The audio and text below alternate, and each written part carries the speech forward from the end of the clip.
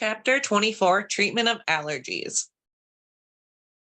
We'll skip over the key terms. We'll go over them in the chapter. An allergy is a hypersensitivity reaction caused by exposure to an allergen. An allergen is any substance that produces an allergic reaction. Allergic conditions affect between 40 and 50 million people in the United States and are a public health issue because they affect the quality of life, productivity, and performance of sensitive individuals. Persons with chronic airborne allergies may develop allergic Shriners and an allergic salute. Urticaria is also known as hives. It's a condition characterized by itching and angioedema. Redness, swelling, and wheals, blister-like vesicles, appear on the skin. Urticaria may be caused by an insect bite, drug or food allergy, or injection of allergen extracts like allergy shots. Acute pharyngeal or laryngeal angioedema must be managed by the administration of drugs that rapidly reduce swelling in the throat and restore breathing. Box 24.2 shows us common allergy symptoms for the dermal and respiratory system. Allergic rhinitis is a condition characterized by nasal itching, runny nose, nasal congestion, and sneezing. Allergic rhinitis is typically self-limiting and will resolve without treatment with anti-infective agents. With SAR, allergy symptoms appear seasonally upon re-exposure to allergens after a period of absence. Allergic conjunctivitis produces red, watery, itchy, or burning eyes. Sufferers may also have ocular puffiness and a stringy discharge from the eye. Pharmacy technicians are at risk for developing latex allergies. Allergic reactions occur when latex-sensitive individuals breathe in or come into physical contact with latex proteins. More severe reactions involve asthma and rarely anaphylaxis, which is life-threatening. The National Institute for Occupational Safety and Health recommends taking the following steps to protect oneself from latex exposure and allergy in the workplace. So you can read through that, but just keep in mind that if you are allergic to latex and you want to work in a hospital, there's really no way to 100% be latex free. I guess you'd have to be really careful. I know at the hospital I worked at, they had to sign like a waiver or something like that saying that it's pretty much impossible. But so we have these products containing latex, so of course, disposable gloves, intravenous tubing, intravenous bag ports, syringes, catheters, injection ports, rubber tops of multi-dose vials. Symptoms of allergy and a cold are similar. However, cold symptoms rarely last longer than 1 to 2 weeks. When a person with allergies first comes into contact with an allergen, the immune system treats the allergen as an invader and produces antibodies to the substance. The allergic reaction sequence is a cascade of events that begins with the ingestion or inhalation of an allergen. Exposure to the allergen triggers an immune system reaction and the production of specialized antibodies, like immunoglobulin E. Antibodies attach to mast cells containing histamine, which when released produce allergic reaction symptoms such as itching, runny nose, hives, and wheezing. The production of allergen-specific immunoglobulin E antibodies develop within the first few years of life. Exposure to high levels of multiple endotoxins early in life, such as when children live with multiple pets, may reduce the risk for development of asthma and allergies. The degree of IgE antibody response varies, and allergens from some sources are more potent than others, like dust mites or cat. Drugs used to treat allergic symptoms include antihistamines, inhaled corticosteroids, mast cell stabilizers, and leukotriene receptor antagonist. Administration of antihistamines prevents histamine binding to H1 receptor sites.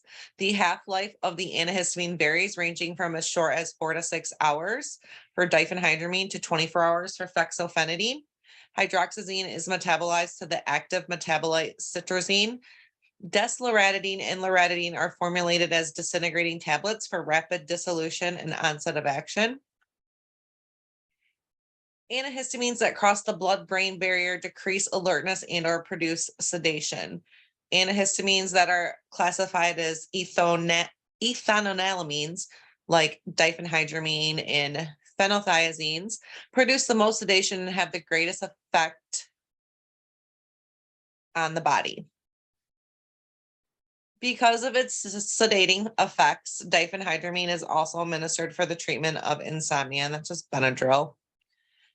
Antihistamine should be used in caution with men that have prostate disease, people with asthma, breastfeeding women, and it should not be used in children younger than 2 years of age without recommendations from the doctor. Most of these medications are over the counter. So Zyrtex over the counter, chlortrimeton, Tavis 1, Benadryl. You can see all the different dosage forms. Fexofenadine, which is Allegra, Claritin. And then we have prescription antihistamines like Bilistine. Well, that's not available in the US, but Clarinex,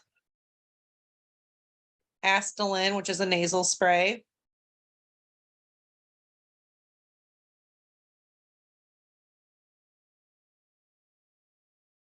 Glucocorticosteroids are inflammatory drugs that are administered intranasally to control symptoms of allergic rhinitis. Flonase, Rhinocort, Nasacort AQ, Nasonex, and Becanase AQ are examples of glucocorticoids that are marketed for use in the nose. Some patients may develop a candida infection in their nose that may present as burning or stinging in the nostrils. So here's just some more information on those nasal sprays. Shows prescription and OTC.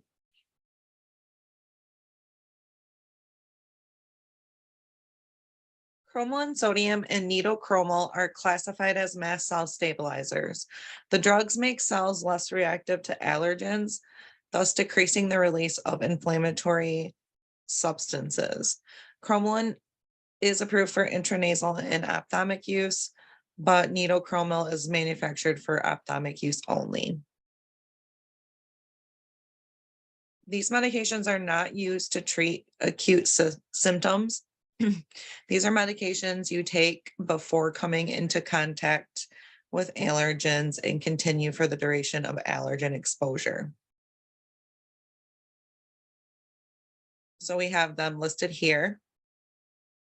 You can see the nitochromol is just the ophthalmic, and the cromolyn sodium is the nasal spray and the ophthalmic solution.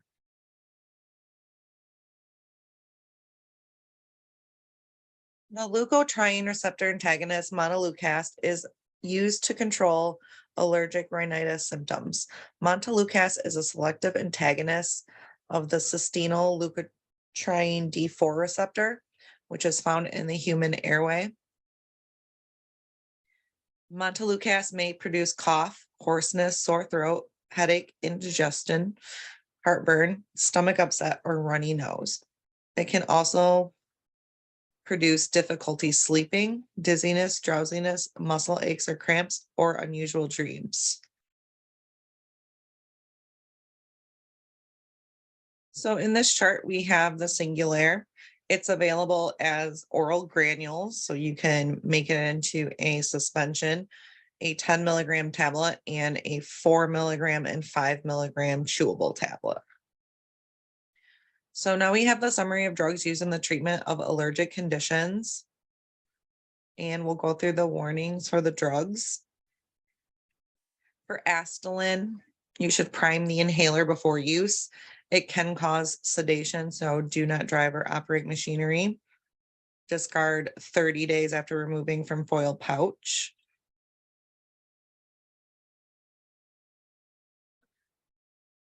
So the allergy medications, chlorpheniramine, diphenhydramine, clemistine, cetirizine, desloratadine, loratadine, and levocetirizine all can cause dizziness or drowsiness, and alcohol may increase the effect. Technically, cetirizine and loratadine shouldn't produce drowsiness, but it is reported in some patients.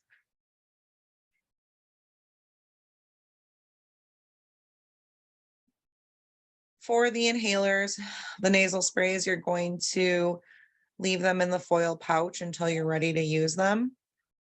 Protect oral disintegrating tablets from moisture.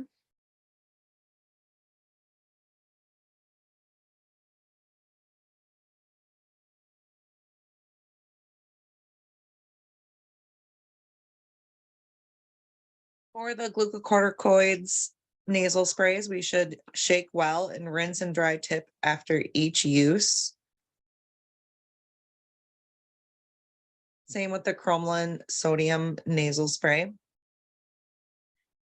And then if we use Opticrom cromolyn sodium eye drops, we want to make sure we remove the soft contact lenses before.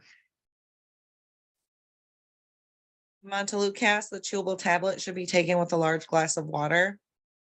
And if you are giving the granules, those should be discarded within 15 minutes.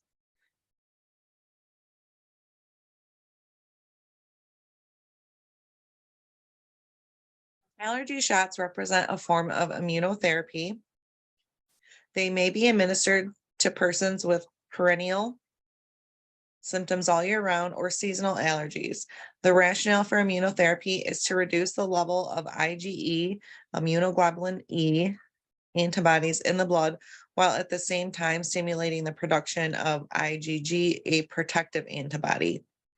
Allergy shots are administered by subcutaneous injection as a series of shots. Each injection has an increased concentration of the allergen that produces sensitivity. Allergy shots can reduce allergy symptoms over a longer period of time than all other treatments.